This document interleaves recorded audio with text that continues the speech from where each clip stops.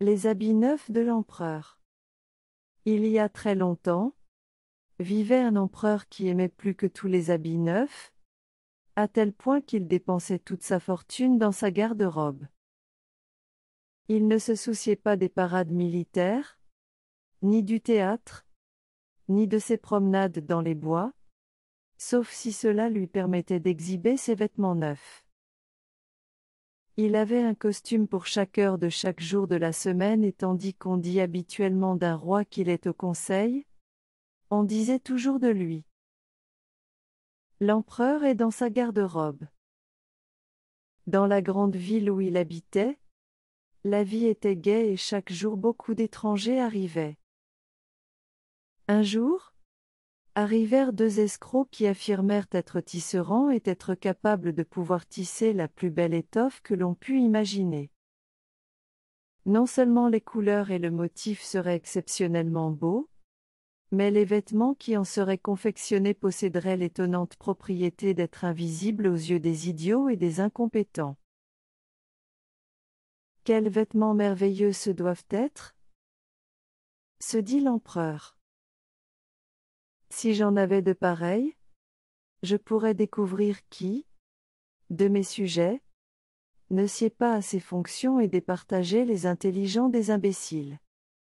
Je dois sur le champ me faire tisser cette étoffe. Il donna aux deux escrocs une avance sur leur travail, et ceux-ci se mirent à l'ouvrage.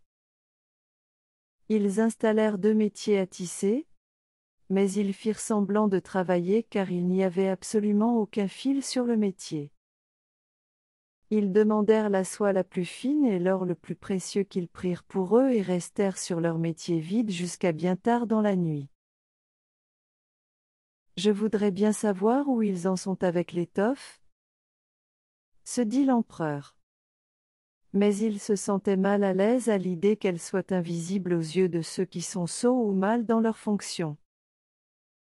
Il se dit qu'il n'avait rien à craindre pour lui-même, mais préféra envoyer quelqu'un d'autre pour voir comment cela se passait.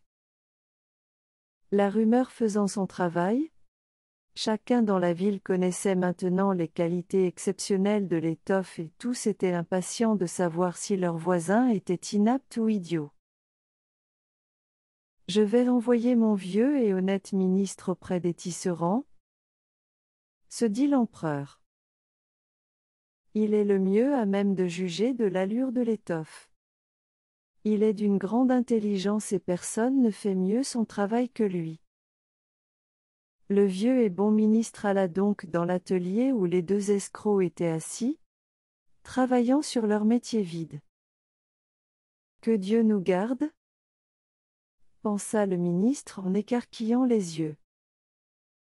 Je ne vois rien du tout. Mais il se garda bien de le dire. Les deux escrocs l'invitèrent à s'approcher et lui demandèrent si ce n'était pas là en effet un joli motif et de magnifiques couleurs. Puis, ils lui montrèrent un métier vide. Le pauvre vieux ministre écarquilla encore plus les yeux, mais il ne vit toujours rien, puisqu'il n'y avait rien. Mon Dieu, pensa-t-il, serais-je sot? Je ne l'aurais jamais cru et personne ne doit le savoir. Serais-je un incompétent? Non. Il ne faut surtout pas que je raconte que je ne peux pas voir l'étoffe. Eh bien, qu'en dites-vous? Demanda l'un des tisserands. Oh, c'est ravissant, tout ce qu'il y a de plus joli, répondit le vieux ministre, en regardant au travers de ses lunettes. Ses motifs et ses couleurs. Je ne manquerai pas de dire à l'empereur que tout cela me plaît beaucoup. Nous nous en réjouissons, dirent les deux tisserands. Puis, ils décrivirent les couleurs et discutèrent du motif. Le vieux ministre écouta attentivement afin de pouvoir lui-même en parler lorsqu'il serait de retour auprès de l'empereur. Et c'est ce qu'il fit. Les deux escrocs exigèrent encore plus d'argent, plus de soie et plus d'or pour leur tissage. Ils mettaient tout dans leur poche et rien sur les métiers. Mais ils continuèrent, comme ils l'avaient fait jusqu'ici, à faire semblant de travailler. L'empereur envoya bientôt un autre fonctionnaire de confiance pour voir où en était le travail et quand l'étoffe serait bientôt prête. Il arriva à cet homme ce qui était arrivé au ministre. Il regarda et regarda encore, mais comme il n'y avait rien sur le métier, il ne put rien y voir. N'est-ce pas là un magnifique morceau d'étoffe ? Lui demandèrent les deux escrocs en lui montrant et lui expliquant les splendides motifs qui n'existaient tout simplement pas. Je ne suis pas sot, se dit le fonctionnaire. Ce serait donc que je ne conviens pas à mes fonctions ? Ce serait plutôt étrange, mais je ne dois pas le laisser paraître. Et il fit l'éloge de l'étoffe qu'il n'avait pas vue, puis il exprima la joie que lui procuraient les couleurs et le merveilleux motif. Oui, c'est tout à fait merveilleux, dit-il à l'empereur. Dans la ville, tout le monde parlait de la magnifique étoffe, et l'empereur voulut la voir de ses propres yeux tandis qu'elle se trouvait encore sur le métier. Accompagné de toute une foule de dignitaires, dont le ministre et le fonctionnaire, il alla chez les deux escrocs, lesquels s'affairaient à tisser sans le moindre fil. « N'est-ce pas magnifique ? Dirent les deux fonctionnaires qui étaient déjà venus. Que votre Majesté admire les motifs et les couleurs. Puis, ils montrèrent du doigt un métier vide, s'imaginant que les autres pouvaient y voir quelque chose. Comment ? Pensa l'empereur. Mais je ne vois rien. C'est affreux. Serais-je sot ? Ne serais-je pas fait pour être empereur ? Ce serait bien la chose la plus terrible qui puisse jamais m'arriver. Magnifique, ravissant, parfait, dit-il finalement, je donne ma plus haute approbation. Il hocha la tête, en signe de satisfaction, et contempla le métier vide. Mais il se garda bien de dire qu'il ne voyait rien. Tous les membres de la suite qui l'avaient accompagné regardèrent et regardèrent encore. Mais comme pour tous les autres, rien ne leur apparut et tous dirent comme l'empereur. C'est véritablement très beau.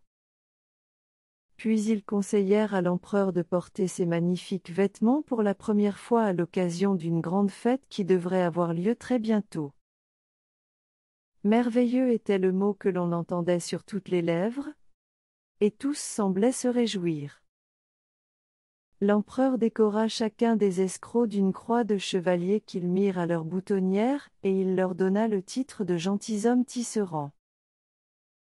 La nuit qui précéda le matin de la fête, les escrocs restèrent à travailler avec 16 chandelles. Tous les gens pouvaient se rendre compte du mal qu'ils se donnaient pour terminer les habits de l'empereur. Les tisserands firent semblant d'enlever l'étoffe de sur le métier, coupèrent dans l'air avec de gros ciseaux.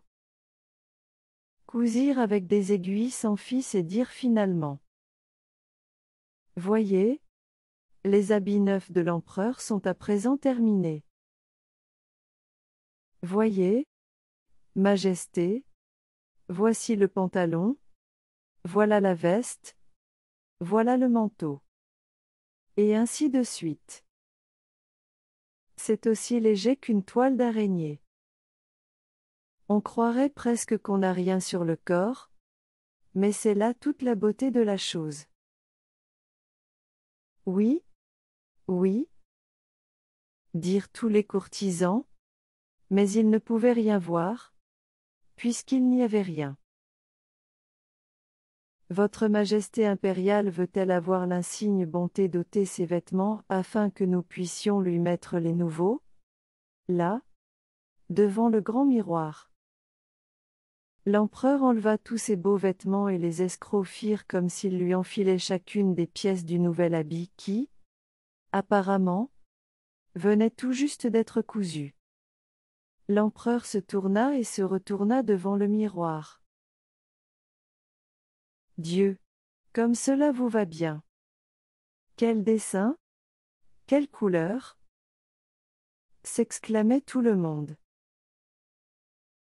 Ceux qui doivent porter le paravent au-dessus de votre majesté ouvrant la procession sont arrivés, dit le maître des cérémonies. Je suis prêt, dit l'empereur. Est-ce que cela me va bien? Et il en se tourna encore une fois devant le miroir, car il devait faire semblant de bien contempler son costume. Les chambellans qui devaient porter la traîne du manteau de cour tâtonnaient de leurs mains le parquet, faisant semblant d'attraper et de soulever la traîne. Ils allèrent et firent comme s'ils tenaient quelque chose dans les airs. Ils ne voulaient pas risquer que l'on remarquât qu'ils ne pouvaient rien voir.